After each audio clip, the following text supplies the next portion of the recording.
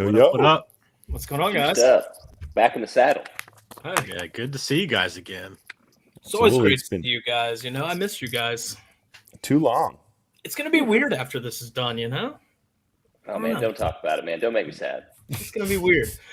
Well, talking about being sad, let's lead off with the unfortunate passing of Mike Leach. I mean, this guy was a gem. He really was. You know, there's been so many video clips that I've seen over the last couple days, Yeah. just of different stuff. Like, you know, reporters would ask him a question, and he'd talk about like gummy bears, candy. A reporter after a game asked him about a wedding on the field. You know, it was just he was so lighthearted to the reporters and everybody like in the media. It seemed like, you know, it's just a tragic time for this to happen. And you know, thoughts and prayers with Mississippi State, Washington State, you know, Texas Tech, everywhere he's coached, you know, and thoughts and prayers out to his family. Amen to that. Does anybody have any other? What's like everybody's favorite Mike Leach soundbite or moment, or what are you going to remember about him much? Man, I think the funniest one I've seen, you know, like you talked about a wedding, and he goes on this long tangent about how he's like, man, when you get married, every woman you know is going to freak out. And then he like goes through like down a list of you pick the color, you pick the wrong color. My best advice, just get through it, just love, and just work late hours. And I don't know. And, you know, that was at like a Pac-12 media day. It was just out of nowhere. He was just unapologetically himself. He was, it almost felt like, and I think he even said this or alluded to it in his book, that his dream job would be like the offensive coordinator at the Key West high school. But like he was so innovative and his talent was so great for like reinventing offenses that he was almost like not failing upward, but just like kept getting to better jobs because he just had the talent for it. So he was a straight shooter, man. He was one of one.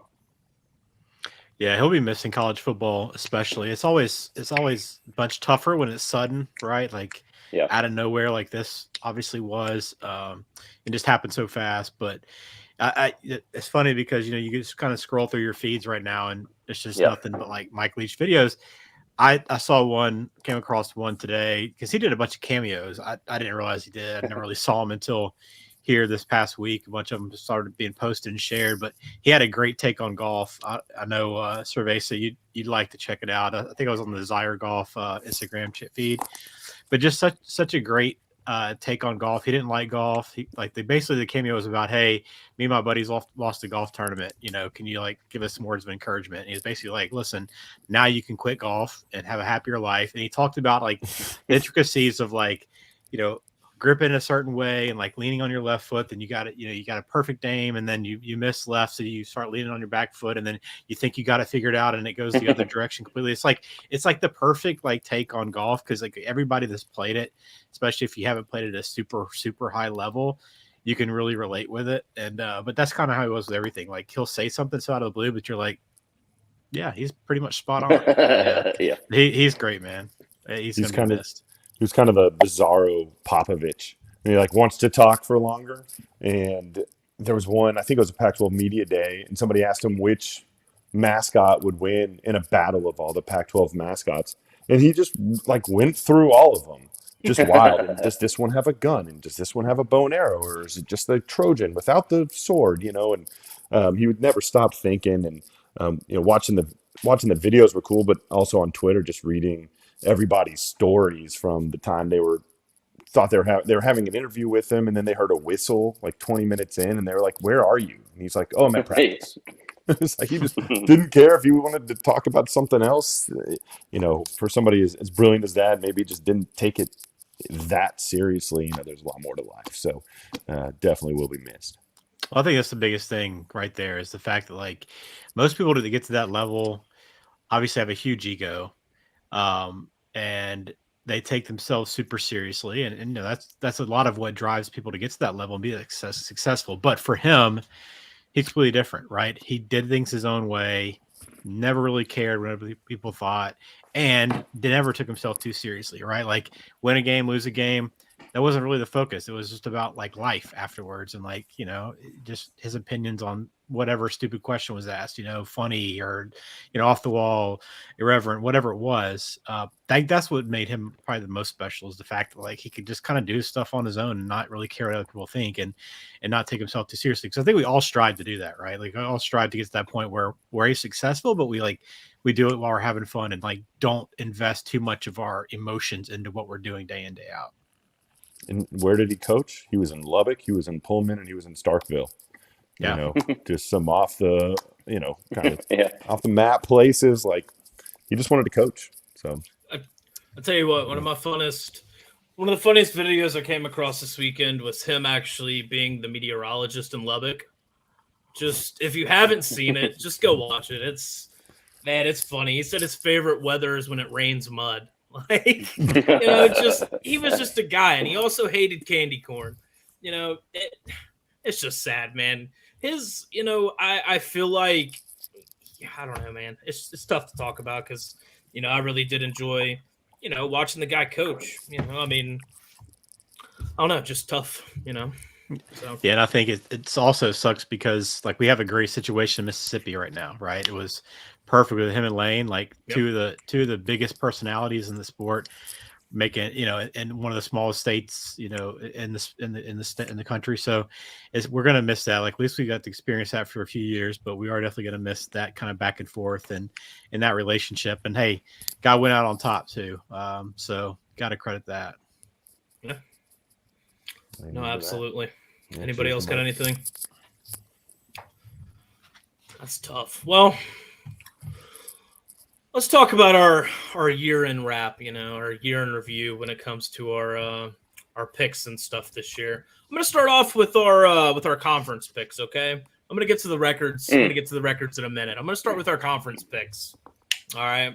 I didn't realize we were bringing these back. Yikes. Yeah, no, I wouldn't pulled these out a second ago because I thought about it. So I got one right, I think. I think I got one right. Vesa got them all right. Yeah, he thought they were dumb. Yeah, I'm trying to tell you. Yeah, 2 Utahs. Is that it? I tell you what, the worst one on this list, 100% has to be my Miami ACC pick. 100%, bar none. That is the absolute worst on this list. I think they ended up making a bowl game, right? So they. I don't know how. A few wins didn't go their way. Yeah, I think that's what happens when there's 40-something, bowl games. So there's that. Yeah, no, I just want to bring that up real quick because I thought about it before we started the show. Wad that up and throw it in the trash, sir. The crazy part is, like, none of us would have ever guessed that those top two right there, that neither one of those would even have been playing in the championship game. That's what's wild. No, 100%. That's really what's crazy about the whole situation. But, yeah, no. And then AAC, that's wild, man. Tulane coming out on top. Well, let's get to our weekly records for the season. God bless America. I'll take it. Compared to where I was. I won't take it. I'm just going to deal with it. So, hats off. Thank you. Barely profitable if you would have tailed every bet and got it in early. But man, I was slipping towards the end. You were running. If you were chasing, if everybody was betting Nelly for the last 5-6 weeks, that's where you made your money. So it was fun. And now, I think it was on the first show, we all said we were betting a steed on that. So I'll send you all my wallet address and we can just knock that out. Hey, there we go. Perfect. Oh. Well, I'll just have to write you an IOU, Okay. I have to say, though, this has been a very challenging season when it comes to I think that was our goal at the beginning was, when we first talked about this was, we didn't want to just take layups. We wanted to pick the hardest games each week. And that's what made this, fun. But God damn, was it just stressful for me? I don't know, man. I don't know. This was my first. This was my first time really picking with and against the spread because legalized betting just came through and I never really bet offshore. So this was my first time really under the gun making picks and stuff like this. So That's definitely fun, if I trailed my own picks, I'd have been done. It's not a bad intro. That's the first time firing them off there. I'd have been done. Listen, that is, for your Houston Astros, that would have been a great batting average too. Right. So just hang on that. Yeah, shout out to my Astros. How are Astros? But I had something, lost it. Who knows? And our locks. I started off. We'll take a winning record. Good, but no. Spin was the king here. It was never close. Man. I don't even remember the last pick, but yeah, it was a fun year. Mountain West, baby. Cheers to Mountain West. We'll have another Mountain West pick tonight for sure. I got it for you. You know what's funny though is my last pick was a Mountain West. I think it was Boise State, and I was like, just send it, and then Fresno go against my Fresno. Yeah. So it was crazy. No, I started off good on these, and then got really, really, really cold. So and that goes to show, like with Spin staying in the Mountain West, find your niche, find your edge. Like just talking to the people that are gambling and throwing things everywhere. It's like, find the school that you understand, that you see how they play. Find the West Coast where the numbers are wrong and people aren't paying as much attention. My buddy gets mad at me when I, bet ASU games, and it's like, I know what's going to happen the best. I know who they are. I'm not, guessing as much. So yeah, find your niche and attack it. Yeah. Did you guys, by the way, now let's remind this, it's all coming back. It's been a few weeks now. A lot's happened in those few weeks. So I remember that last week, right? You pointed out, Doc, New Mexico State and Valpo, right? You brought it up. It's like, I looked it up last second. I was like, I did not realize they scheduled the game this week. They're playing for a bowl. Yeah. And I said, before you got out of there, like, I'm probably going to, I don't know what that number's going to be or where it'll be posted, but I'm probably going to lay it because New Mexico State's playing for a bowl game and yada, yada, yada. It's like the week went on and I finally popped on Saturday and it was 31.5. I was like, New Mexico State, 31.5 point favorites. But I'd done like all the research on Valpo, right? Like to make sure that I was truly going to lock in on New Mexico State laying 4 touchdowns. Anyway, so like I texted my buddy and he was like, he made me feel uneasy about it. So I was like, you know what? I like the under probably then fine because Valpo's not going to score probably. In New Mexico State, like they got Valpo to come in last minute. They're doing them a favor. Like no way they're going to run it up. If they get up, they're going to sit on the ball. And plus, like right beforehand, NCAA gave them their bowl waiver. So they didn't have to win the game to even get in the bowl. They were already in. So I was like, it doesn't even matter now. Like truly doesn't matter. So I go under 55. I don't know if you guys seen the box score of that game yet? Did any of you? I just remember it being a bloodbath. Okay. It was like 2 plays touchdown for Mexico State. And I was like, okay, this is like kind of how I thought. Same thing. It was 21-0 first quarter. It was like the quarterback for Mexico State, who's not probably I don't know the stats. He probably threw 6 touchdowns all year. He had like 3 touchdown passes in the first quarter, and it was just like get the ball, score. So I'm like 21-0 first quarter. Okay, let's just get to 35 and sit on the ball. Well, it was 35-3 at halftime, and they just continued on, boom, boom, boom. But I did grab the live. Under 72. That's how much it is gifted. I was like, I'm going huge on 72. If they go over 72, I'm going to be absolutely pissed and it's going to ruin the whole weekend. So anyway, it was the starting quarterback went 9 for 13, 9 completions, 4 touchdowns. Okay. If you look at the receivers, they had 4 different guys catch touchdowns, but they had six guys average 20 yards or more on per reception. 6 different receivers. Oh God! Oh wow! So everybody that was catching a pass was catching it for like 25 or 30 yards. They had 2 guys catch bombs for touchdowns. Anyway, it was 65-3 in the fourth quarter, and I'm sweating out under 72 live bet that would have wiped away the loss, and like I would have come out profitable. And New Mexico State gets the ball back, and they fumble on like their own 30 with like 2 minutes left going out. And I was like, they're going to get this ball up and Valpo's going to score a late touchdown, but they did manage to hold on. 68 points. I was down in Charlotte, went to the ACC championship game, and I'm sitting at the bar, like on my phone, and it didn't even have like ESPN streaming. Like you could not follow the play-by-play on ESPN. I was on Google. Like Google, you search like it has the score and it has like the live play-by-play on it. It was awesome. So I'm like sweating a Google search result for Mexico State and Valpo on championship Saturday. It was like the most degenerate thing ever, but it went under 72. But I was so pissed at myself for not trusting that 31.5 because it was over at halftime on that 31.5. And it came out ahead and like all worked out, but like should have been like the biggest bet of the year. And I was on it early, but I just took myself out of it. Well, you're in the right place. It was fun. Mountain West, baby. I forgot to push the regular season nightcap button, and now I'm sad. So I'm just going to push it now. Do it. Just because. It didn't have any catchy music right there, but I was just pushing it anyways. Yeah, there we go. But we're about to get into something that I really, really, really want to talk about.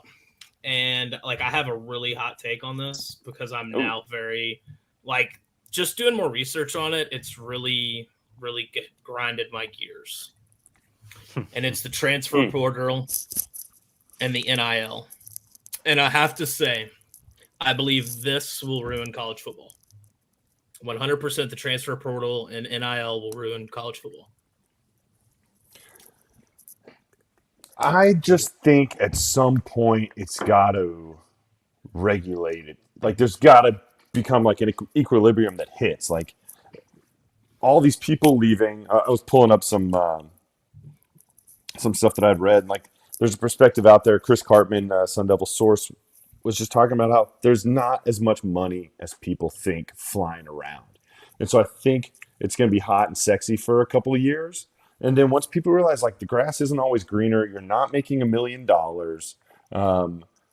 They're going to stick around a little more. You get recruited highly to go. I'm just going to pick on A&M. You get recruited highly. It's happening everywhere. To go to A&M, you don't play. So you jump in the portal. Well, you don't have any tape. You think Alabama's just, going to be hey, definitely come over here. It's not for certain. Stick somewhere, learn a system, be there for 2 or 3 years, grow as a team.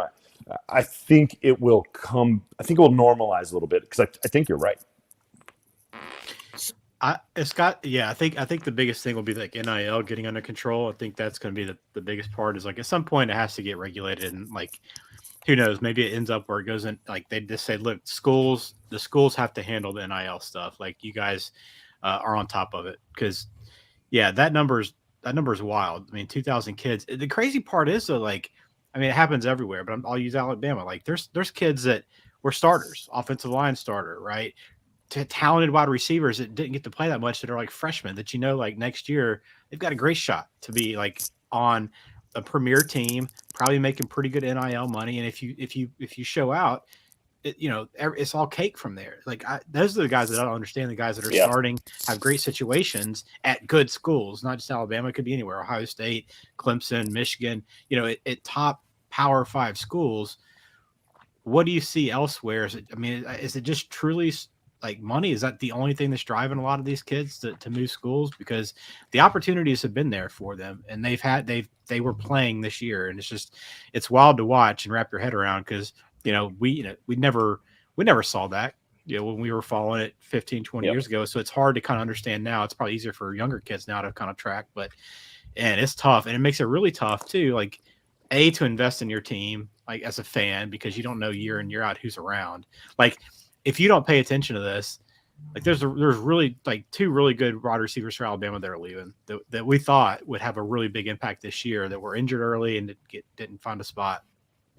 These are guys next year, if you weren't paying attention, you'd be going into spring training or spring camp going, man, I can't wait to see what these guys look like this spring. And then oh wait, they're not on the roster. They're over at, Cincinnati this year. Oh, well, hell, what the hell happened? So it's tough, man. And it makes it even tougher for these bowl games we're going to go through tonight. How you have to be crazy to bet a lot of these bowl games because there's just so much uncertainty. So real quick, you mentioned NIL, and somebody put on Twitter yesterday that Ohio State missed out on a 5-star recruit because they could not pay him even half of what he was looking for. They didn't get him over $750K, and this was a radio source and everything like that. Georgia offered the kid $1.8 million to sign and $800,000 a season, and Ohio State couldn't get him more than $500K. So Big Ten's poor. It's just, man. Think about that. They can't get them more than $500K, but Georgia's boosters are just here's the money. It's just. Man, this is just going to ruin college football. Like y'all said, until it really gets under control and these boosters realize, man, we're just paying so much money and what is the return we're seeing? It's just tough because, looking at this number, 1,971 are in the portal, right? There's only 13,000 college football athletes. So, just the percentages there is wild, and you were talking about just a random receiver, that you would expect big things going into spring camp. Well, I didn't realize that DeColdis Crawford, the guy that has the great AC sponsor in Nebraska, has now entered the transfer portal. He's probably going to want to come back home to LSU, which honestly, in my opinion, is a great idea for LSU because he's from our area. But, it's just, man, it's crazy. Just when I read that stat about the money, it's just insane. You can sell more AC probably in Louisiana than Nebraska. Yeah, so you're not wrong. I mean, that's smart because these players are in a situation where, okay, let's say you were lightly recruited.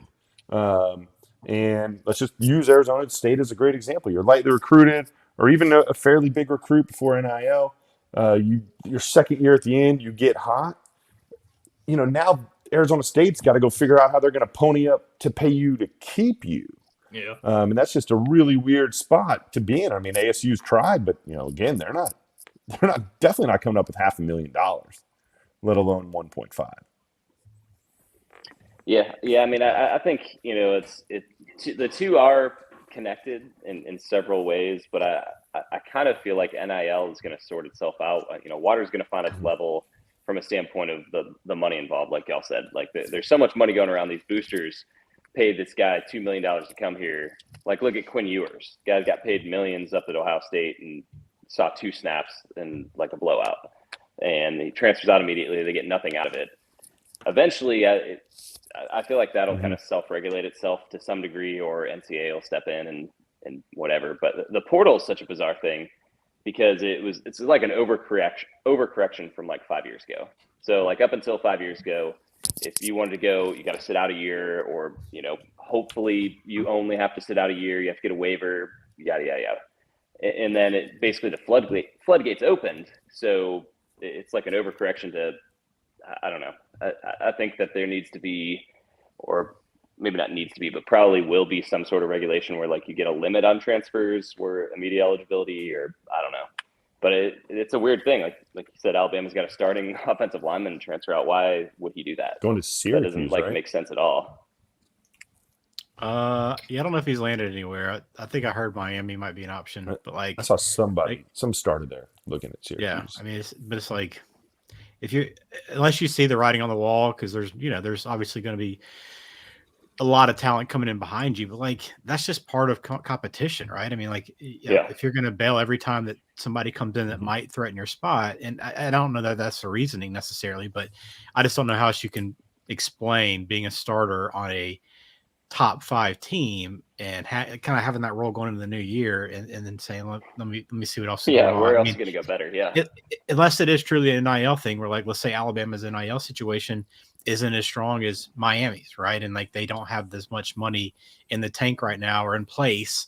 I'm sure it'll get there eventually, but like if they don't have enough in place right now, maybe that's truly the motivator for it. But it's just also difficult to follow, and it's like as big a business now as recruiting. Like there are transfer portal like sites and like reporters and stuff now, and like who you get out of the transfer portal is almost as important now, or in a lot of cases more important than who you bring in recruiting class. Man, is that going to is that going to like encourage like tampering? Or I mean, like like in pro sports, like you can't do it, but what you just described, if that is how that went, that would be like Miami tampering with like another team. Like that just feels crazy. Sorry. Well, there's already been, I think, plenty of allegations of that too. I think people pointing the finger at Alabama and the other schools. Michigan, brutal. Yeah. It doesn't matter to me, but Ladarius Henderson, I mean, boom, he was in the portal the next day. He was with Michigan.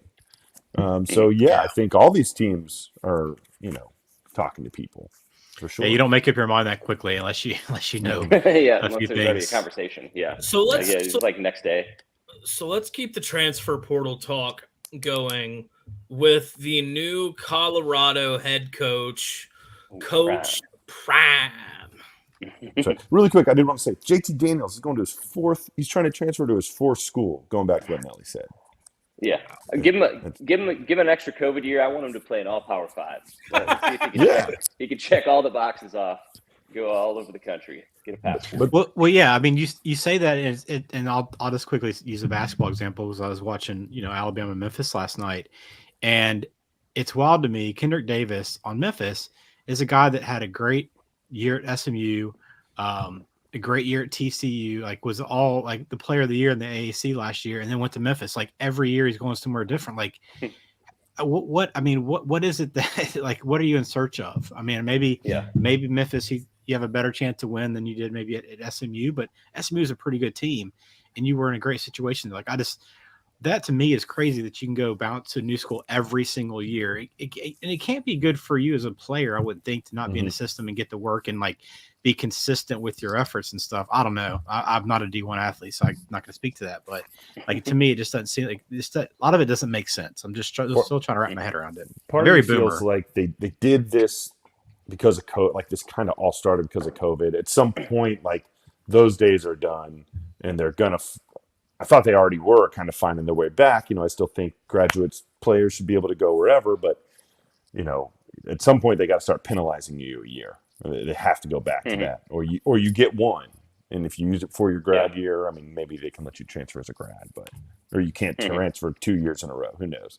It has to come back. But congrats on that big win. It's been here in Houston. I wanted to go, just my ticket was taken, I suppose. I've already turned the page from football. We're on to basketball now. So. That's right. Hey, good looking team, man. It's been fun, yeah. But back to Dion. Yeah. Real quick, Dion. So, I still can't believe he's going to Colorado. It's still just one of those things where I was like, I feel like he probably could have got a better job elsewhere. But I guess this is what you still don't think that? No? They would have hired him. This is the highest profile job that he was like actually linked with. I think it was just a little too early to make that jump. Why take that risk? You don't have to take that risk. Colorado, should and does. When they first hired him, and looking at this compensation line and stuff like that, the AD literally said they don't have the money to pay him. yeah. I mean, literally that came out of his mouth. We have to find the money to pay him and his staff. We don't have it, but I'm not worried about it. Or something. It's like the exact literal quote. And it's just like, that's an interesting, just statement because, Dion's going to want to people are going to want to come play for Dion. And, now with NIL as well, it's like, all right, so where's the money going to come from to pay these kids? And his kid's going to want some money. So, I mean, this is an interesting situation. So, I mean, he's going to turn that place around quickly. And I think Colorado is a really good brand. Like, if you think back to the 90s, like that was a great. It is. It's more of an old school program, but like it won't take a lot of them to turn around because it's a beautiful campus, great backdrop, great stadium. Like, I do kind of like their uniforms and their colors are pretty cool. Like it all kind of ties together. And then you had him come in there. It's a weird fit with him being in the mountains in the cold weather, but I think he can do great things there, especially with the way the Pac-12 looks right now. It's like it's wide open for anybody to come around and turn that thing around. And he's going to bring kids in there. And I love the way that he came in was just like blowing with kids. Like if you want to go to the portal, go. Like you guys haven't won any football games. Like I got to bring talent in here. You're welcome to compete, but like. We got to be honest about it here and be realistic. So I think they'll be in a bowl game. Next year will be tough because they were so atrocious this year. But it doesn't take a lot. Like it just takes one or two kind of transfer kids plus a good, decent recruiting class, and he'll be able to compete. I do want to see his son play in the Pac-12. Like I'm actually really like that's one of the big things awesome I'm excited for. I want to see just how good his son is in the Power 5. And real quick, Dan, we're going to get to some bowls right after this, after we finish talking about Dion. So stay tuned for that. But Very low confidence, though, Dan. Very low. I got a great one. Oh, you do? Oh, okay. Oh, yeah. Hell yeah. Oh, shit. It's got to – I think I know which one it is, but anyways. But, I mean, Colorado's that's probably my favorite setting in all of college football. So it'll be fun for him to bring that back. I'd love to get up there for another game. But – we'll find out if he can coach because he's going to have the talent. So we're going to, maybe not the first year, but by year 3 or so, we're going to find out if he can coach. And let me tell you, if he can, he's going to make $5.9 million. And he's going to be gone. I'm not sure what this liquidation business here is on the right, but I'm just assuming that means if he's out after a year, he owes $10 million. Yeah. But I mean, I think, at least 2 to 3 years for him is, and if people believe in him that much, I mean, let's just say, I don't know, Alabama or A&M or Florida or any of these places, I mean, they're going to pay that $8 million buyout. They're not going to care at all. Yeah, I wonder if he wins, let's say, like this next year, if he gets to the bowl, I think it's a huge success. But let's just say in 2 years, he's got a couple of big transfers in, a couple of good recruiting classes, and all of a sudden he wins 10 games. I mean, I would imagine if he can get to that point that just about any Power 5 school will come knocking on his door. Yep, just absolutely. the rise of those two programs. So I wonder, like, who would be that next step? Because, I don't know what his ultimate goals are. And he made a good point. Like, if you're coaching, you're either continue to elevate yourself and move on to the next job, or they're getting rid of you. Like, it's one or two ways. Very few coaches stay in place for a long, long period of time. But there's got to be an ultimate destination that he would want to actually stick to and build a program out. I would think. I don't know where that would be, but if he has success in Colorado, he'll definitely have his options. I mean, I'm thinking it's in Florida somewhere. Florida State, right? I mean, somewhere. You would think Florida State would make a ton of sense, but I'll tell you what, though, a lot of people were killing him for leaving, Jackson State, and I think I think it's a good move for him, but I think all the people that are killing him for it, saying that he was just, throwing the black athletes to the side and stuff like that, the historical black colleges to the side and stuff like that. I mean, at the end of the day, this is a business, and I still think Deion's going to do plenty of special things in his coaching career. So I just think it was a lot of unfair hate. For sure. I mean, he's bringing eyes to Jackson State. I mean, on this whole bowl sheet I have in front of me, the Jackson State game's on there. Like, whatever this cricket celebration bowl would have never been on my sheet before. So, I mean, he brought, attention to it. He brought big time splash with players and $1 million NIL deals. And, how could that not be great? And just like, Leach kind of maybe wanted to stay low and he kept getting bumped up. Is Coach Prime not supposed to go find the biggest spotlight? Was that not what we thought the plan was going to be? So, yeah. If you read the reports too, it sounded like he pumped a lot of his own money into the program, out of his own pocket too, which I'm sure, I don't think that he had necessarily envisioned spending as much as he did, to make sure everybody was taken care of and to give back to the school. So I don't think you can fault him for what he did. I mean, obviously it'd been a great story if he stays there and all of a sudden, Jackson State's, this huge story and becomes this big powerhouse football program. But, the realistic side of this is that he did what he could. He's still trying to help these kids. He's moving on, going to try to make an impact somewhere else. And I think that's what this is so great about him, is it seems to have a positive impact on all these kids' lives. And that's ultimately what coaching should be about. Mm-hmm. Did y'all see the video, like when he first talked to the Colorado players?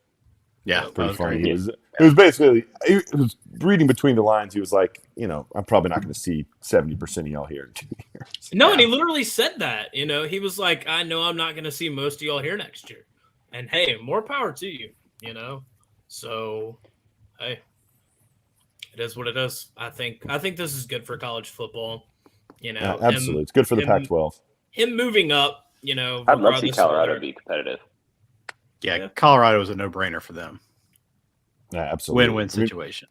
My buddy, who's a CU fan, who was, he's been on the ledge. He's been off the ledge for like the last 5 years. I mean, clearly he is as stoked as humanly possible. Yeah. That's awesome. Yeah. I'm excited for like real, actual like Colorado fans, because it's been a dark little stretch here. Especially after they, in 2016, they won their division in the Pac-12. Mm-hmm. So it's like they had a brief taste of it again. So hopefully they can get back. Yeah. All right. Let's move on to what used to be my most favorite time of the year, bowl season. Let's start it off with some of these early bowls. By the way, guys, I didn't know that the 2022 LA Bowl is actually the Jimmy Kimmel Bowl. Yeah. I found that out a couple minutes ago. So, yes, I don't, and of course, I live right here with the Independence Bowl, so I might go. I mean, Houston and ULL, it might be something fun. I don't know. It could be a little fight. I don't know if Tune's playing, but I mean, I think that's one that could be fun. Some fairly solid programs going at each other in regional. It should be some solid scoring, and it really just depends on the weather too. But, other than that, really, really looking at this slate of games, what sticks out to you guys? Anybody got any notes? Well, let me start with this. Grab that link I dropped in our private I do chat. have it up. So if you're going to gamble, even if you're not going to gamble, if you're just making confidence picks, Action Do you want to pull Network. it up? Yeah, good. If you don't mind Okay. pulling it up, just Okay. to kind of show what it looks like. Action Network puts together this list of every team in the bowls with their transfers. It's got their injuries. It's got their opt-outs and like other notes. So if you scroll through it, like I would bookmark this site. Shout out Action Network. This is probably the most valuable tool you'll find in the bowl season because they keep it updated too. So you can literally see who's in there, and it shows you who's starters that are in the transfer portal and all this stuff. So before you make any pick, go through that and check it out. It's super valuable. Which if you'll pull it That's to awesome. go all the way down to the bottom, Doc, and go to the Louisville Cincinnati game. This is like the game that is going to be maybe the wildest game to me because you look at what's going on. Like you'll see first off the opt-outs, right? So like with Louisville, you obviously lose Cunningham, all those guys, transfer portal as well. But then you have Satterfield going to Cincinnati. Yeah. That's where he's coaching. Cincinnati's lost like all their coaching staff. I had no idea that Deion Branch was coaching football. He's the interim Is coach he really? for Louisville. No way. Wow. He's coaching Louisville. I had no idea it was even in college football. So that game to me is going to be most exciting because in the total is 40 points. And because I was like, that's got to be an under because like none of the coaches are still around. Satterfield's playing his old team. Malik's gone. The starter for Cincinnati's out. Like a ton of talent's gone. So like you look like before you even go into that game, you might just say, oh, yeah, let me take Cincinnati. But then you like look through these notes and this list of opt-outs, and it's like who knows what to pick. So that's one that I'm interested in just because of all the storylines and the fact that you're probably not going to recognize, probably 60% of the people on the field or the sideline. Deion Branch coaching the bowl game. How about Deion Branch. I've been literally Googling for 2 days, like who's hurt, like this. I've been looking for this for 2 days. Yeah. So yeah, definitely bookmark that, and I'll drop that in the Discord as well in the college football channel, so you can access that. But that's one I'm looking at. But I'll let you guys hop in. I got one of my favorite bet, maybe of the whole year potentially. Oh, of the whole year. So I'll hang on to it. I'll hang on to it for a second, but see what thoughts you guys have on some early bowl games. Well, really quickly, just whoever's out there, we'll be back like in a couple of weeks. So we're really kind of focusing between the 27th, Gator, and we'll be back on the 28th. So we might even touch on some of that, but then there'll be more info on some of the bigger bowls coming. So I actually do have a favorite bet, and I hope I'm not stepping on Spin's toes here. But we talked about Fresno and Boise earlier. I think this total of 52 in the Washington State Fresno State game, I think that just has overwritten all over it to me. You're in the ballpark, my friend. You're in the ballpark. Okay. There we go. Well, hey, since I feel like that could be your pick. I love our boy Hainer being back, and and I love Fresno in that game. But just if we're getting warmer there, just let us know what's going on here. We got to see it. Yeah. Well, really quick on Wazoo's front. Arizona State just took their D coordinator and another coach, so they're losing some coaching on the defensive side of the ball. So that's certainly not going to help out. And they run a tough little system there. So they might be running something totally different or just not be fully dialed in. Yeah, well, let's just jump into it then, since we're all over this game anyway. But so Arizona State taking the D coordinator. Washington State's top three linebackers are either opted out or transferring. 3 starters, so they're down a lot on defense. And Hainer, look, you saw Hainer in that Mountain West Conference Championship game. Like we're talking about, like Hainer is a stud. And that team's completely different when he plays. They're really, really good offensively. Washington State's pass defense was already 10th in the Pac-12. Now they lost 3 top linebackers, defensive coordinator. This game's played indoors in SoFi. Okay, so it's perfect for that passing attack and Fresno State. So the bet, not the game over, Doc. It's the team over. It's Fresno State 27.5 is the team total. There we go. Take the over on that. Fresno State's take it all the way to the bank.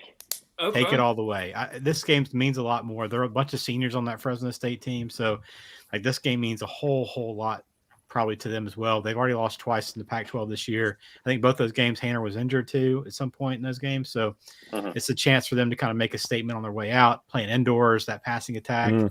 Let's let Hanner throw it around, baby. 27 and a half is the total. So That's real quick, the Dan, weather should be good. I may be jumping ahead, but do you see any path for Florida to cover without Anthony Richardson? So they're actually 10-point underdogs. Richardson's not playing. Huh? Do like that. Actually, I don't hate the idea of them covering that. So Napier is 1-3 all time in postseason games against the spread, and Oregon State's not missing anybody besides their corner and a tight end that hasn't played since week 2.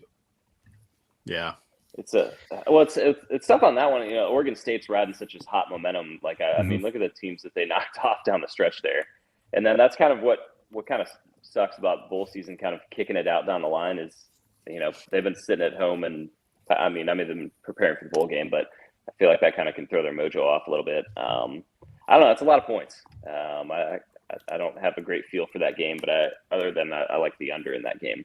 But I don't know. Who's going to be quarterback for Florida? Well, this Action Network says it's not getting it right. No, it's expected that Ohio State transfer Jack Miller is expected to get the start. I don't know anything about him. Do you know much about him, Nelly?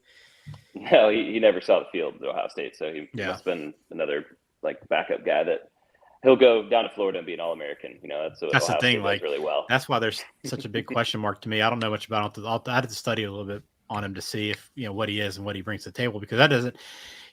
Usually when you lose a starter and you're going to a guy that hadn't played all year, it's like, oh, that's a perfect situation to fade him. But we've seen some Ohio State quarterbacks leave and be pretty good. So I would need to do a little bit more on that. But it's hard to go with Florida right now because they're trending horribly. And then you look at their transfer portal. There's I don't even know. I can't even count the number of guys. It's going on to 4 lines there on the page. So there's a bunch of dudes, a bunch of starters that have opted out. So it's hard to say. But again, the Pac-12 has had poor performance in bowl games. So it's hard to get on board there. Just realize you're going to be wrong a lot in bowl season, and you're going to be really you're looking like a genius a lot of times too. You just never know a lot of these. So that game is tough for me. I would probably I don't even know. I'm not going to it'd be a low Florida Gators 9. It's going to be a low confidence pick for me. But I think Florida's a live dog. It's just hard to trust them with the way they're trending right now. Yeah. If you can believe it, in the last decade, I think that's only going to be the second bowl game between the Pac-12 and the SEC. Wait, what? Wow. Yeah. Wow. Okay. Wait, say that again? In the last decade, since 2011, there's only been one game played between the Pac-12 and the SEC. I'm sure, Spin, you know what that is. Yeah, that's really been the only game. That's the only one. Washington, Alabama in the playoff, 5 years ago or something like that, 6 years ago. That's it. No, it's a Sugar Bowl, not playoff, but it wasn't the playoff? Yeah, it was. Nah, it's when we missed the playoff. Or it was right. That may have been BCS. That was BCS era, I think. No, that was in the playoff because that was the only time Washington made it. Oh no, I was thinking Utah. Utah was the game we played. No, that was more than forever ago. But they weren't in the Pac-12. Yeah, that's been more than a decade too. That's probably 2010, 11. Right over a decade. Yeah. That Washington game, that was such a snooze fest, man. Just they didn't have much of an offense, and it was just us running the football. Bo Scarborough. Yeah.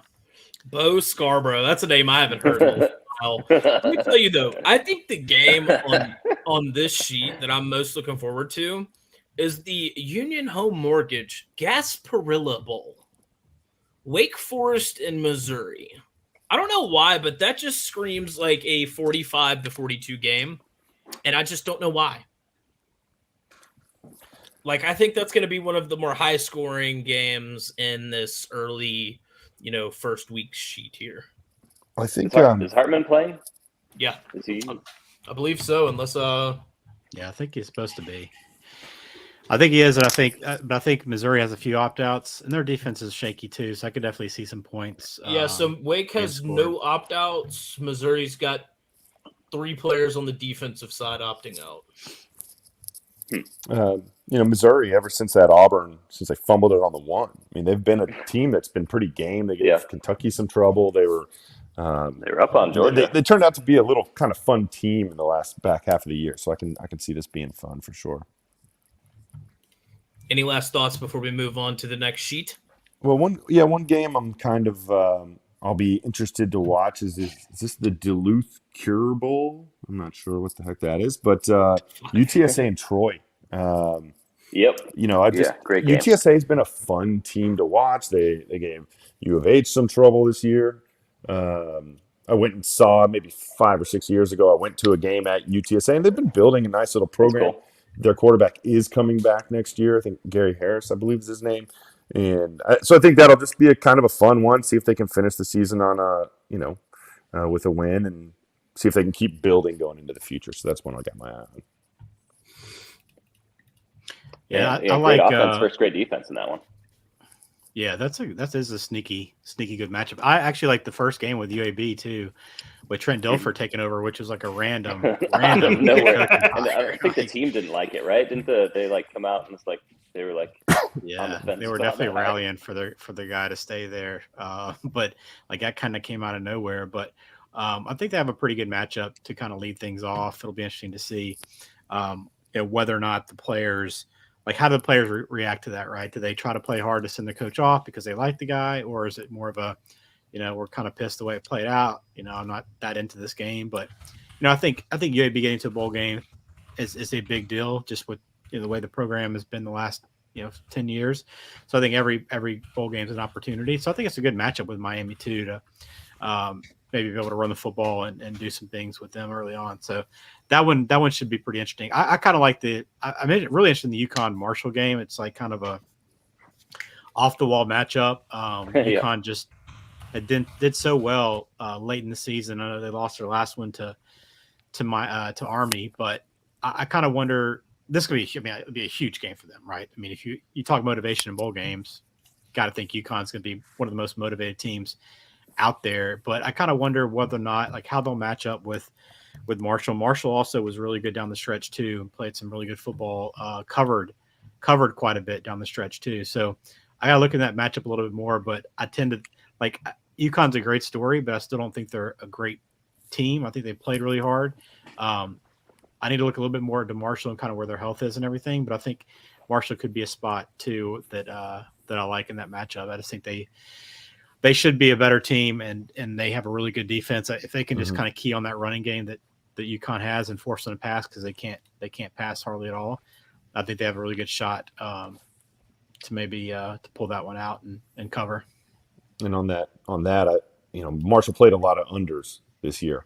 Yeah, I think I just looked at it 41, so that might be something to kind of keep an eye on, because they weren't scoring a ton and they were covering, and I'm not sure what the line is, but if it's close, that looks under.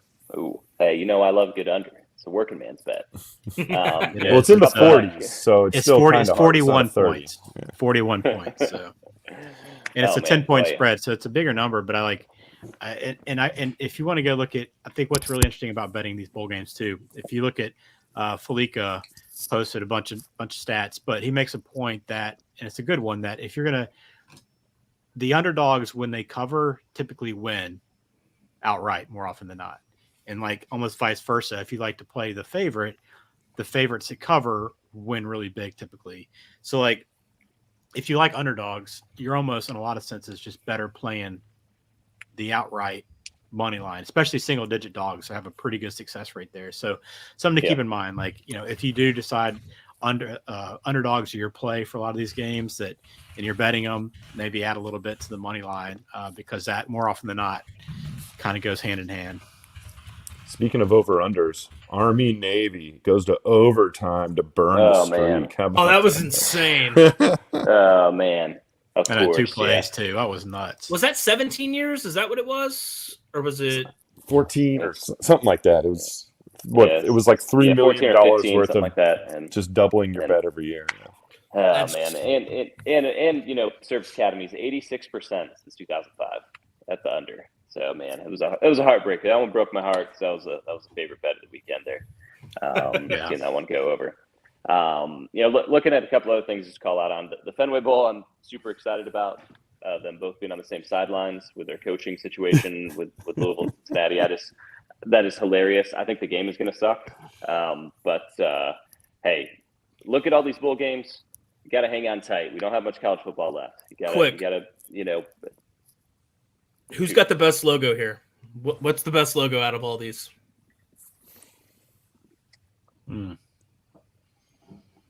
Does any just stand out? Kind of like the Idaho Potato Bowl, man. It's like a nice little throwback there. Okay. I'm kind of digging New Mexico Bowl. Okay. That one is nice. Okay. Yeah, I like the Las Vegas Bowl. It's got that feel, right? The neon sign makes me want to throw a few bucks down on that game, for sure. I kind of like the Cure Bowl. It's got a nice look to it.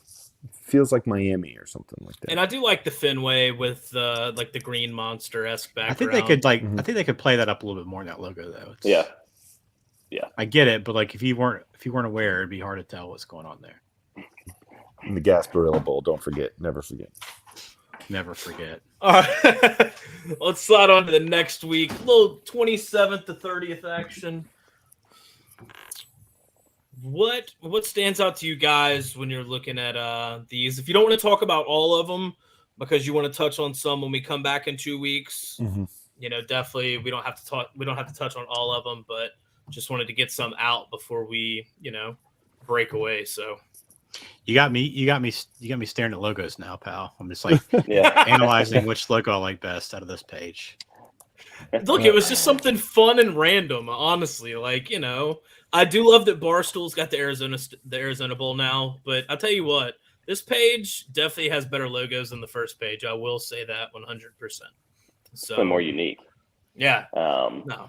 And rolling through. So yeah, a couple things to talk through for people watching football. One, like I said, we don't have much left, so watch them all. But they always stack the good ones on the weekend. So kind of as you go through the first weekend into the second one here, especially the back end there. I mean, the Alamo Bowl is going to be awesome. The Cheez-It Bowl should be pretty good.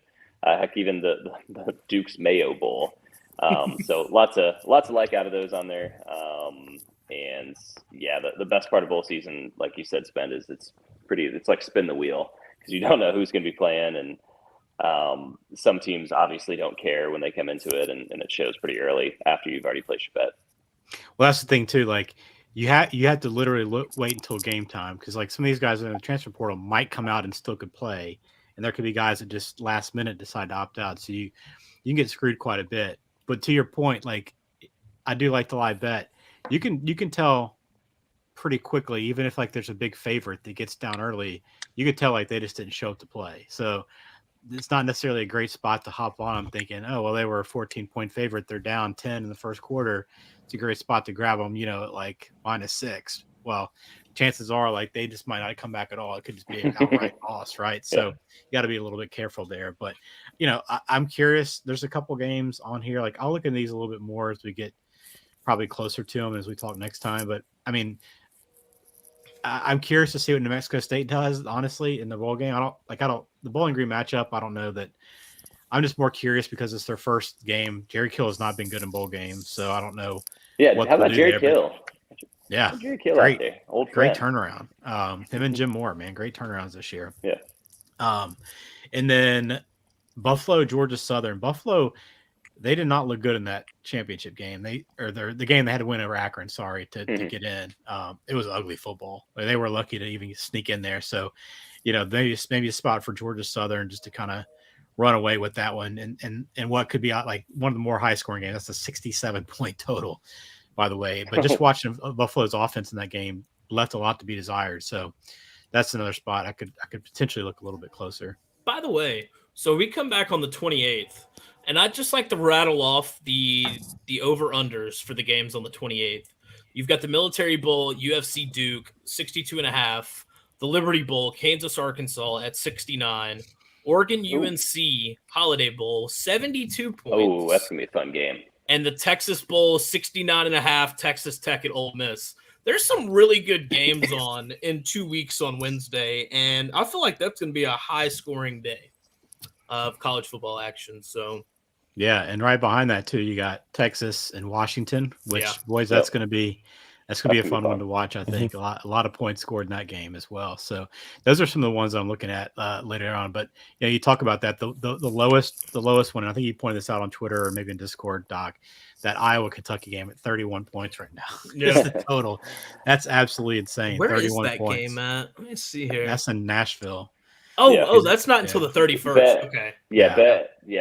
I've never loved an under more in my life than that game. I can't. It's hard to convince myself to take under 31. I mean, I know there's a lot going against both these offenses right now, but my goodness, man, that doesn't take a lot, especially in a crazy setting like a bowl game they're daring you. They're begging you. They're playing chicken with you.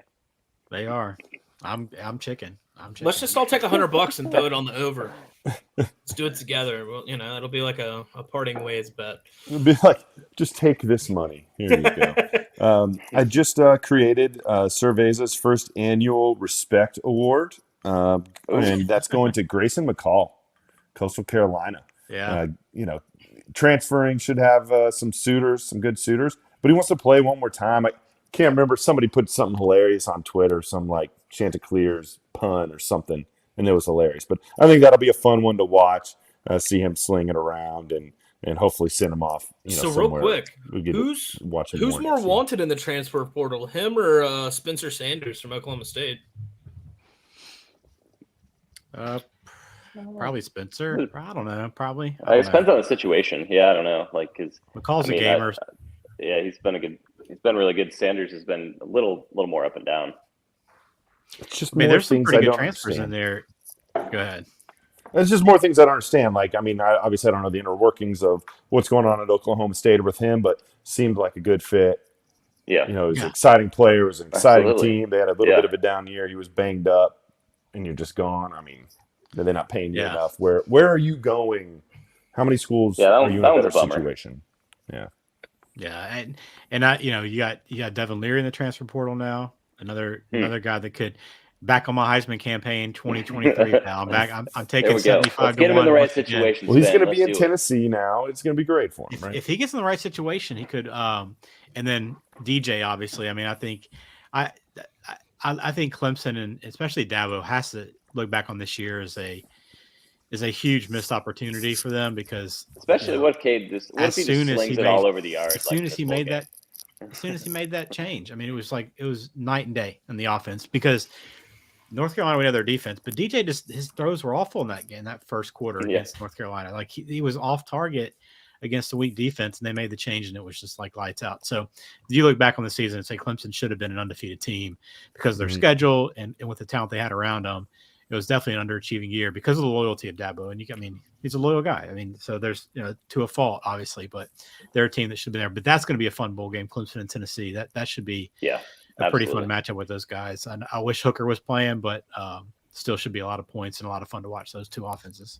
Real quick, I just want to make one more transfer portal joke. Hudson Carr has entered the transfer portal, and he's probably going to go to SMU just like every other Texas quarterback. When they leave Texas, they go to like SMU, and he's just going to blow shit up next year because Mordecai's going to leave. But anyways, just want to throw that tidbit in there. But I don't know. I love these. Wow, leaving us hanging. I think he was going to say he loves the logos. I'm with Metaverse King here. I love that Cheez-It Bowl logo. I think it is pretty sweet. Yeah, it's cool. I just want to eat it. You got to cheese it.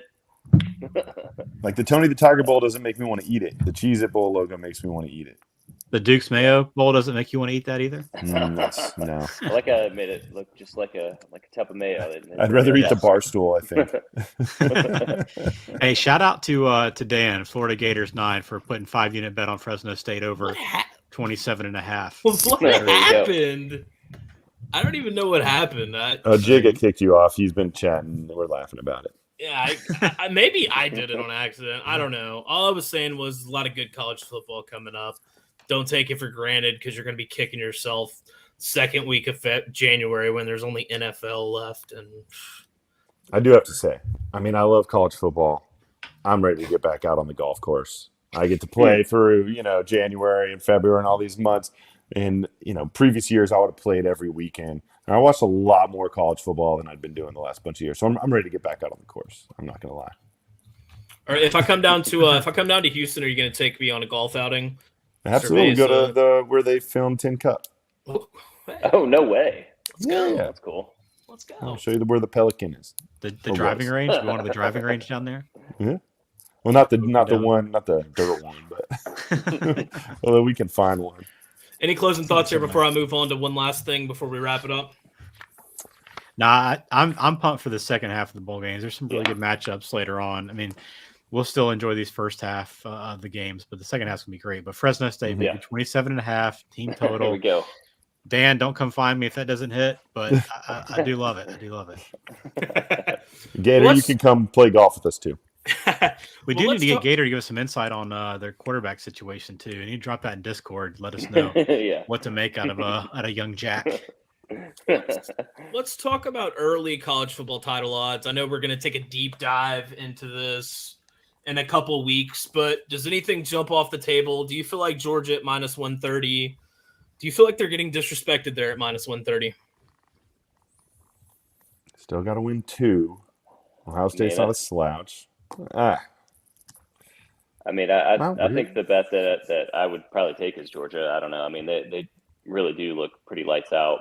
But, I mean, I don't know. Those are all – I mean, the 3 that conceivably are the heavy favorites are all pretty tight there. Yeah, I don't see – I mean, I don't think it's bad value in Georgia if you really – if you think they're the best team. And I mean, I think they're the best team at this point. I am very curious. Michigan has grown on me more this year. I'm very curious to see how they show up this year with the year of experience. Like, it's not new to them. Like, they should be locked in on this opportunity. I expect them to take care of TCU.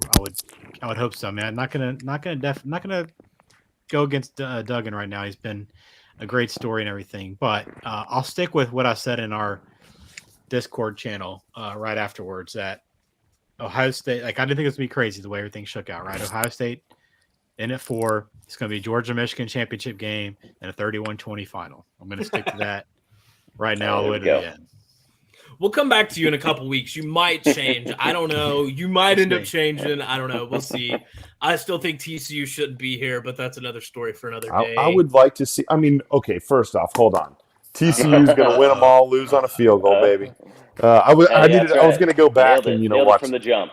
I was going to watch 20 hours of KODU just to find me saying that, but I forgot. But I'd love to see that Michigan TCU game to turn out like that TCU Texas game, where it's just defense, defense, defense. Both teams are in it.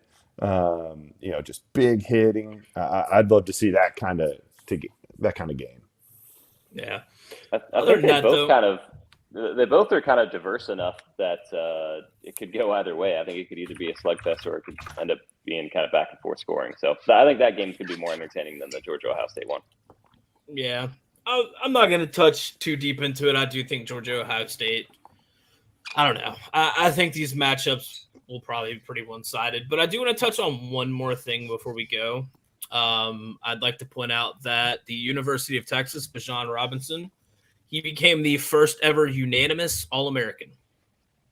So shout out to that. I didn't even realize that was actually a thing, but he has actually made history as a unanimous All-American. So, oh, wait. I'm sorry. He joins James Saxton, Earl Campbell, and Ricky Williams as the only unanimous All-American Longhorn running backs. There you go. Hey, that's a great line. Well, Anderson was the first. Truth, man. He's fantastic. He was good. Will Anderson was the first Alabama player to ever go back-to-back consensus All-American, so that's pretty surprising. Did he end up winning the All-American? Did he end up winning the Defensive Player of the Year, or the linebacker? I got to be honest. I paid zero attention to the awards. I even forgot the Heisman was happening last Saturday night. I just like Monday rolled around. I was like, who won the Heisman? You know who won the Heisman? We know who was going to win. Williams. I'm not gonna lie. When they lost, and obviously he was banged up, but when they got smoked, I looked on my site and it had Duggan and Stroud at plus 2,500, and I was just like, screw it, just in case if Duggan wins, what happens? And I took him, and as soon as I took him, whoever was running the site took those bets down. So I still feel like I was pretty good bets, but Yeah, I like it. I do too. Too many guys vote before that last week. Yeah. Got to wait to the end. Got to wait to the end. Although how it shook out, it probably was right. But, I was bummed that if TCU pulls it off and he has a great game, is he going to get screwed just because everybody had phoned it in? I'm still just bummed that, USC lost and we don't get to see Lincoln Riley in the playoff, and we don't get to see Caleb Williams' amazing nail painting anymore this season. So I'm not going to lie. 10 minutes into that game or whatever, after the first couple of drives, I was like, dude, I don't think Georgia's just going to smoke them. I mean, I think they're going to be able to play if Caleb's out there. So, we'll never know. That was the weakest race in a long time for Heisman. Yeah. Well, I think a lot of the players, but nobody stood out this year. Do you think if Hooker got hurt, if he would have got hurt, that he would have won the Heisman? Or do you think it still would have been Caleb Williams? I don't know. I still make the case that Hyatt was the better player on that team. I mean, Hooker was really good, but Hyatt was a game changer on that offense. And I still think Bryce Young is pound for pound the best player, most important player to his team. I mean, Alabama probably has 4 losses this year if he's not the quarterback. So if you're the Houston Texans, are you taking Bryce this year, or are you sucking one more year for Caleb Williams? No, you 100% take Bryce this year and call it a day. I think Bryce, I think he's gonna be great NFL QB. I gave Jalen Hurts a lot of shit and spend. I know he's an Alabama guy. He didn't look. I mean, look at him now. When he left Alabama and went to Oklahoma, I'm just like, he's just a running QB. He's never gonna have that elite arm talent. And now it's like, man, I'm eating my freaking words with this guy week in and week out now. So. I mean, but will he hold up in 3 more years? I mean, who knows? Maybe he's just a much better player than Kyler, but you get banged around enough, and you just don't have a chance to really shine at your best. But no, I do think he's a bigger kid than Kyler, and he doesn't have to run quite as much. But he threw the ball really well his first year, but it just seemed like, I don't know if it was a confidence thing. He regressed a couple of years, and just the offense was stagnant when he was a quarterback until he got switched out there. But he's been remarkable, and it's proven me wrong and a lot of people wrong. But I think just Bryce will be protected probably more in the NFL than he's been in college. I don't know about that. I don't know about that when it comes to Houston. I might say Alabama might have a better O-line. No, but you've seen those roughing the passer calls in the NFL. They are absurd right now. Yeah, so my boy Herbert was very favorable for one this weekend. So. Tackled. He got tackled. Did you actually see? I'm glad that you brought that up. Did you actually see that they are now talking about kicking people out of games for unnecessary roughness on quarterbacks in the NFL? How much longer until that's in college? So I mean, they almost do it targeting. I mean, yeah. It's just all so subjective that we don't know what's targeting and what's not. That's the problem. Yeah.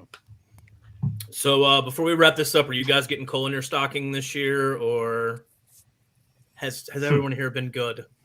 I think I've been good. I'm going to light 8 candles. We're going to have a good time. I probably owe my cat a bunch of toys or just stuff and redoing the place. And she's been through it, man. She's been awesome. Nice. Yeah, it should be good, man. We're going to get back to Alabama for a week. Going to spend some time with some family. And right in time for the Birmingham Bowl? Maybe. I don't know what day that is, but yeah, I probably won't go. Actually, I might go downtown. I haven't been to that new stadium, so it might be worth checking out before it's all said and done. So it should be fun. But looking forward to. Yeah, I'll be back. I won't be down there. I'll already be home, so we'll have to miss that one. Maybe next time. Did y'all want to chat any favorite bowl memories before we get out of here? I'd love to hear, Cerveza, I'd love to hear what your favorite bowl memory is. I feel like every stadium we throw out there, you're like, yeah, dude, back in 2003. Back in the day, was awesome. Yeah. I got 4 for you. They're all super quick. I mean, I think my first bowl ever was the Cotton Bowl. It was either Texas versus Mississippi State or Arkansas, but it was cold. And I mean, I think I was playing with like a Sega Game Gear or something like that. That was that long ago. I got to go to an Arizona State Texas game, so that was great. Except for ASU got popped, and that San Diego Stadium's terrible. One of my main regrets is I was at the Vince Young game, but I wasn't able to get in. I mean, I had more cash than I had any business bringing, and people were laughing in my face. Are you talking about USC, the national championship game? Yeah. Whoa, man! I mean, I was there. I watched it on an 18-inch tube TV on like the 14th green or whatever. Did you try like going up to security guard or anything and like slipping a few bills that way? I wish I would have.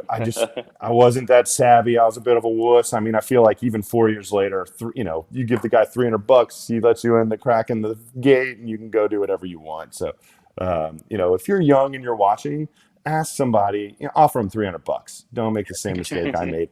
Although I went to an LSU Florida game when they were number one, and these guys I met, they had Chick-fil-A like uniforms, like with name tags and everything, and they were like, "Yeah, we're just here for Chick-fil-A, like handing out stuff," and they just let them right in, like saying they were like, working. But the best bowl game I've ever been to, I got to go to that Boise State OU game, and Wow. No the parking way. was $20. I gave the guy a 20. He gave me back a 10. We got in for like $50. Obviously I grew up hating OU, and that was What a just game.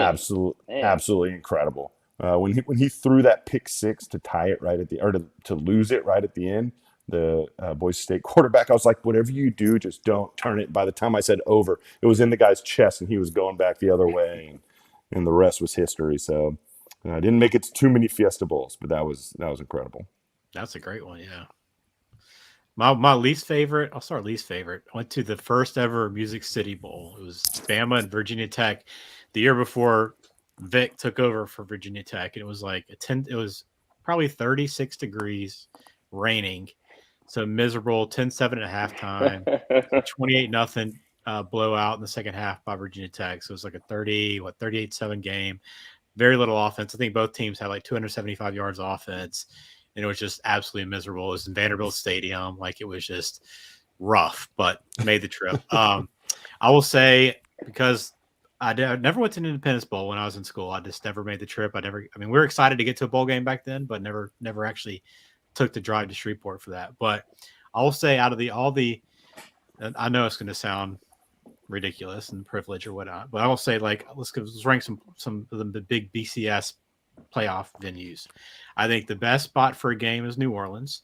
I think the venues, I don't like the venue that much, but obviously it's the best location because you're there in the city. You can go anywhere, drink, eat. You're right there.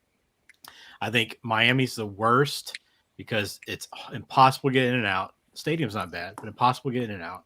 Yep. I think Dallas has the best stadium, but the most underwhelming tailgate scene out of any of them.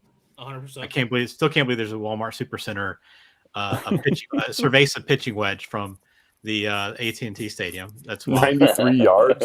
Dude, so I'll give you a quick story. We went down there. So went down there for the Michigan State Alabama game, playoff semifinal. Yeah. So we drove down. So first off, driving down, wrecked my car on the interstate, hydroplaned, wrecked my vehicle, had to get towed in Mississippi, had to get towed back to like some random town, dropped the car off. We got a rental, continued on to Dallas. Okay.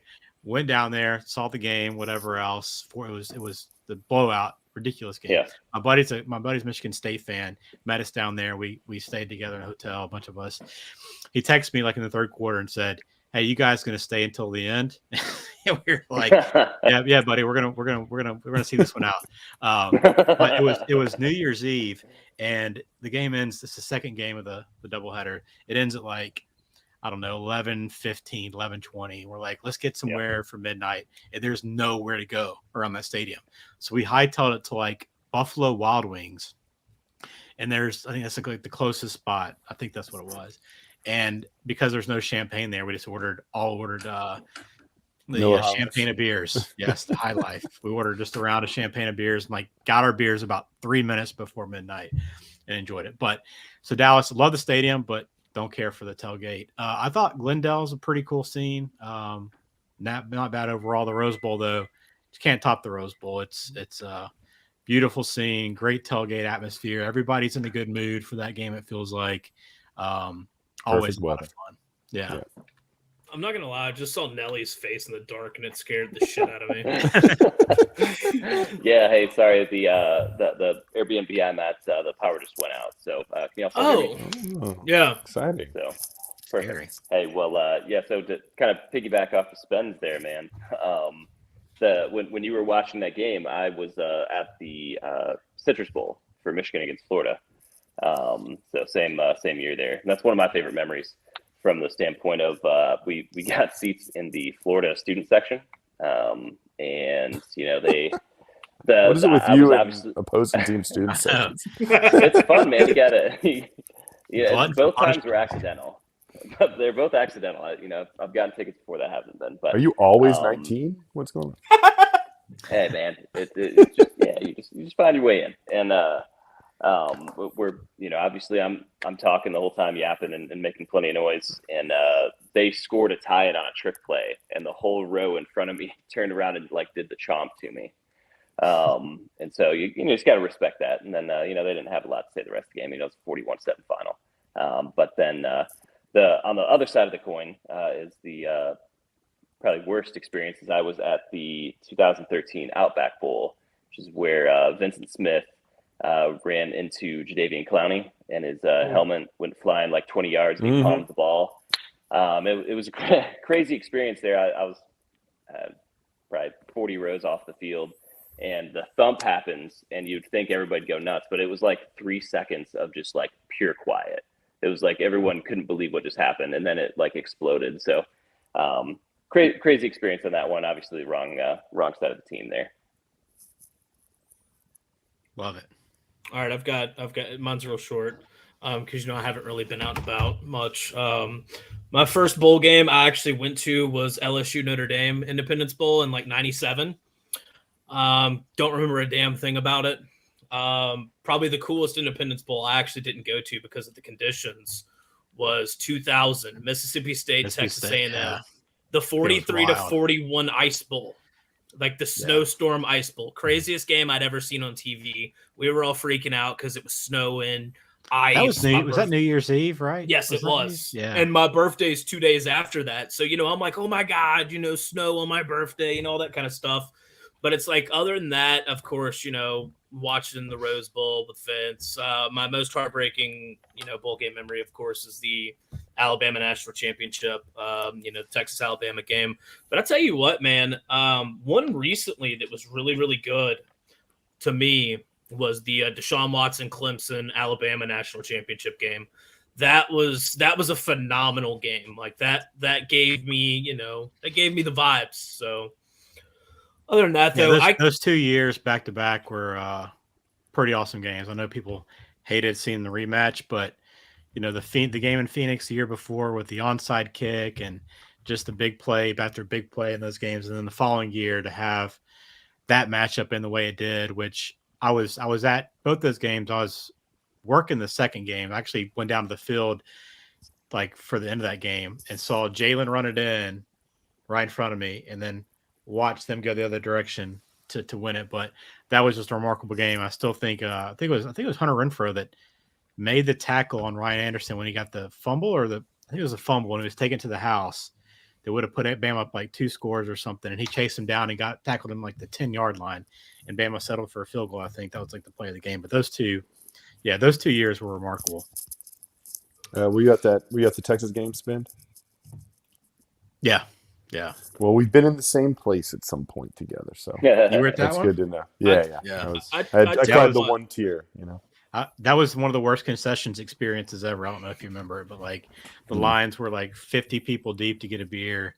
We were walking down at halftime, like trying to beat the crowd because we wanted to get a drink and knew that the lines were bad. And Texas was like the 35-yard line, looked like they were kind of running the clock out. And then that little shuttle pass, Marcel Darius, we're walking down, and my buddy like throws his drink in the air, and I got a white shirt on, and it spills all over my back. And so I wore that the rest of the trip, but it was worth it because of the way that game played out. But that was an awesome venue. And for me, I know you guys had already kind of been in that spot for a few years, but for me, going back into that game, that was by far like the coolest experience for me because we had been so bad during my whole career in Alabama, and then hadn't been that good in the interim while I was out of school. And then that game, so we went all in on that game. A bunch of buddies went, and we got a limo to take us to the game from where we were staying.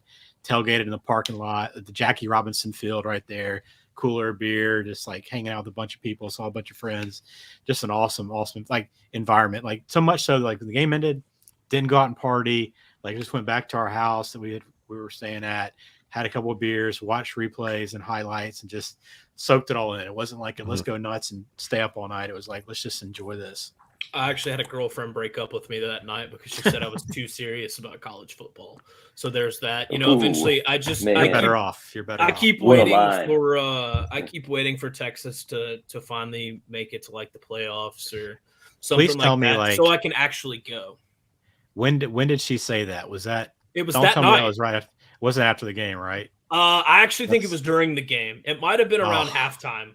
And yeah, no, she literally we were watching at a buddy of mine's house and she came over and it was sometime during the game. She was just like, I think I'm gonna go. I don't think this is gonna work out. You're a little bit too serious about college football. And I'm just like, okay. It's a national championship. Yeah, it's the fucking national championship. So yeah, there's that. Anyways. I think probably out there watching right now, Doc. You reminded me. I mean, this is important stuff for everybody watching to know. So I think this happens at the Rose Bowl, especially if USC isn't playing. I bought my ticket for $500, the Texas Alabama ticket. I went with my buddy from Mountain Brook, who did not buy a ticket. He gets down there. He brought a rack of beers. This was not the plan. It just kind of all happened. He bought a rack of beers, and we'd walk by, and some guy would be like, I'll give you $8 for a beer. And be like, all right. At some point, somebody gave him half a handle of Jack Daniels. He ended up selling that half of a handle for $30, sold a bunch of the beers, he bought a ticket for like $120 or something like that, and made money. So, get creative out there. And when you're going to these big games, and especially like the New Year's 6 games that aren't the huge games, you might not need to overpay because, they still got to fit 80,000, 100,000 people in there, and it's tough. So, don't feel like you got to sell out. You can get down there and find some deals. Yeah, the toughest ticket I ever had to try to get was the LSU Alabama game in New Orleans for the championship. That was by far the toughest ticket. Like it was so expensive. There literally were just like none for sale. You couldn't find them anywhere. We ended up tracking a couple down and got in, but that was one of the toughest. I remember like the Texas USC game. I had $1,500 and I got in my face. I was like, it's cash, and they were laughing at me. I remember being so pissed when LSU Alabama played in that national championship. After what was that? Was that 9-3 or was it 6-3? That barn 9-6, right? Yeah, I mean, after that, I was so sick. I didn't even watch the national championship. I was like, I'm not watching this shit. But yeah. Anyways, great little first bowl recap or going into the bowl season. I don't even know what I'm calling this. Any closing thoughts? Missed you guys. Part of the reason we wanted to talk about the bowl games was just remembering like when we were younger and we were kids and there was nothing else to do, and bowl season seemed so much more important maybe than it does now. So we wanted to think about that, and keep your eye on the Discord because as plays come and games get closer and we know who's in and out for sure. I'm sure there's more plays out there to talk about. And if I drop something in there, fade me. I'm going to drop that link in right now for all the opt-outs and transfers and stuff. So bookmark that. I'm telling you, that's priceless information to have. Nelly? Hey man, it's enjoy these last few weeks leading up into some of the bigger games. The weekends stack around. Flip a game on. There's a bunch of Christmas stuff on, a bunch of holiday shows. Watch a little football, mix it in, throw a bet here or there. Let's have a great holiday season. Merry Christmas, you filthy Yes, animals. Merry Christmas, Happy Holidays, however you celebrate. I hope it's great. We'll see y'all on the 28th. We're out. Good to go. Yeah.